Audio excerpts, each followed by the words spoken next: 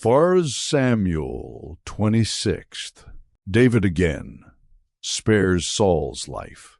The Ziphites went to Saul at Gibeah and said, "Is not David hiding on the hill of Hakilah, which faces Jeshimon?"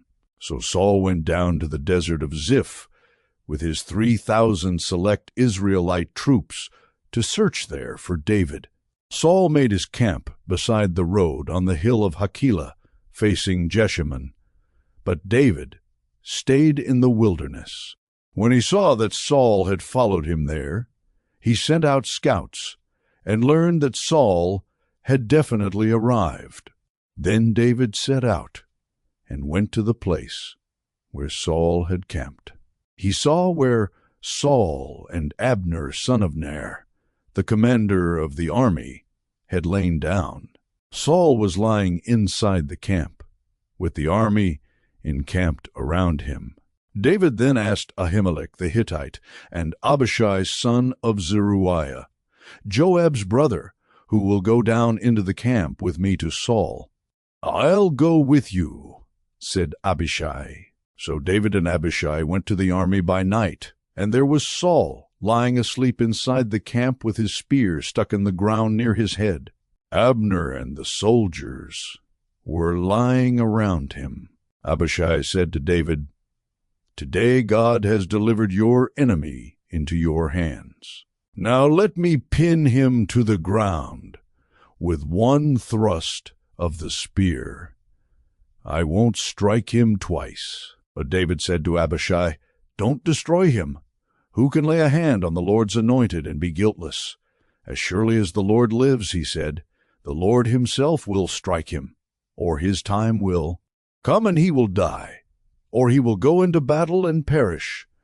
But the Lord forbid that I should lay a hand on the Lord's anointed. Now get the spear and water jug that are near his head, and let's go." So David took the spear and water jug near Saul's head, and they left. No one saw or knew about it, nor did anyone wake up. They were all sleeping, because the Lord had put them into a deep sleep. Then David crossed over to the other side and stood on top of the hill some distance away. There was a wide space between them. He called out to the army and to Abner, son of Ner, "Aren't you going to answer me, Abner?" Abner replied, "Who are you who calls to the king?" David said, "You're a man, aren't you? And who is like you in Israel? Why didn't you guard your lord the king? Someone came to destroy your lord the king. What you have done is not good, as surely as the Lord lives, you and your men must die, because you did not guard your master, the Lord's anointed. Look around you. Where are the king's spear and water jug that were near his head?" Saul recognized David's voice and said, "Is that your voice, David, my son?" David replied, "Yes, it is, my lord the king."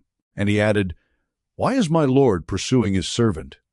What have I done, and what wrong am I guilty of? Now let my lord the king listen to his servant's words. If the Lord has incited you against me, then may he accept an offering. If, however, people have done it, may they be cursed before the Lord. They have driven me today from my share in the Lord's inheritance and have said, 'Go, serve other gods.' Now do not let my blood fall to the ground, far from the presence of the Lord. The king of Israel has come out to look for a flea, as one hunts a partridge in the mountains." Then Saul said, "I have sinned. Come back, David my son, because you considered my life precious today. I will not try to harm you again. Surely I have acted like a fool and have been terribly wrong." "Here is the king's spear," David answered. Let one of your young men come over and get it. The Lord rewards everyone for their righteousness and faithfulness. The Lord delivered you into my hands today, but I would not lay a hand on the Lord's anointed. As surely as I valued your life today, so may the Lord value my life and deliver me from all trouble." Then Saul said to David, "May you be blessed, David my son. You will do great things and surely triumph." So David went on his way, and Saul returned home.